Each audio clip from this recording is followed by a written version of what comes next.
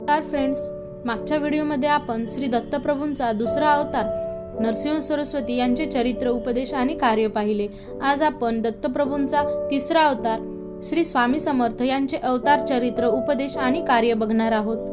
श्री स्वामी समर्थ हे आंध्र प्रदेशातल्या श्रीशल्यम जवळील कर्दळीवनातून प्रगट झाले। नरसिंह सरस्वती महाराजांनी गाणगापुरात निर्गुण पादुका स्थापन केल्या। त्यानंतर ते कर्दळीवनात तपश्चर्येसाठी गेले। त्यांनी तिथे 300 वर्ष तपश्चर्या केली। त्यांच्या वारुळ तयार झाले। एके दिवशी एक लाकूड तोडताना त्याचा घाव चुकला आणि तो वारुळाला लागला। त्या वारुळातून श्री स्वामी प्रगट झाले असे सांगितले जाते। तो घाव स्वामींच्या मांडीवर लागल्यामुळे स्वामी समाधीतून जागे झाले। तो कुऱ्हाडीचा वार त्यांच्या मांडीवर स्पष्ट दिसत असे। स्वामींनी अनेक ठिकाणी निवास केला। नंतर ते अक्कलकोटात आले आणि इथेच राहू लागले। स्वामींनी अक्कलकोटातल्या वडाच्या झाडाखाली दीर्घकाळ वास्तव्य केले। त्यानंतर विविध चमत्कार करून भक्त समूह जमा। स्वामी समर्थांचे वर्तन हे अतिशय चमत्कारिक होते। ते सामान्य माणसाच्या अकलना बाहेरचे होते।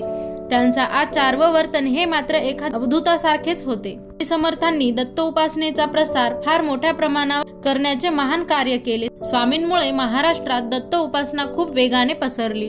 बराच काळ अक्कलकोटात राहिल्याने त्यांना अक्कलकोट स्वामी असे नाव रूढ झाले। अक्कलकोट स्वामींना दिगंबर बुवा असे देखील म्हणत। स्वामींचे भक्तगण वाढत होते। त्यांच्यापैकी बाळप्पा आणि चोळप्पा हे त्यांचे लाडके भक्त होते। स्वामींच्या भक्तांनी त्यांच्या पादुकाही ठिकठिकाणी स्थापन केल्या। स्वामींची मठही बऱ्याच ठिकाणी उभारले गेले। चोळप्पा भक्तावर समर्थांचे खूप प्रेम होते। त्या भक्ताकडेच स्वामी राहत। राजूर गावीही त्यांच्या पादुका स्थापन केल्या। श्री दत्त अवतारांपैकी स्वामी समर्थाचा अवतार हा महत्वाचा अवतार आहे। श्री दत्तक्षेत्रापैकी महत्वाचे दत्तक्षेत्र अक्कलकोट येथे समर्थांच्या पादुका आणि समाधी आहे। लाखो भक्त येथे दर्शन घेऊन दुःख व संकटमुक्त होतात। श्री क्षेत्र अक्कलकोटला भक्त मंडळींची रात्र गर्दी असते। स्वामींच्या पादुका आणि समाधीकडून आशीर्वाद प्राप्त करण्यासाठी येथे रीग असते।